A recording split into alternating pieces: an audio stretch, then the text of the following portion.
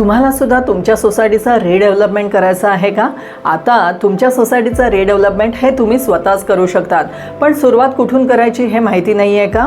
म्हणूनच green harmony redevelopment stakeholder federation आणि Maharashtra national law university Mumbai यांच्या संयुक्त विद्यमाने आम्ही तुमच्यासाठी घेऊन आलेलो आहोत 2 दिवसाचा सेल्फ रिडेव्हलपमेंट सर्टिफिकेट कोर्स, जो होणार आहे 9 आणि 10 मे 2026 रोजी दादर पूर्व येथे.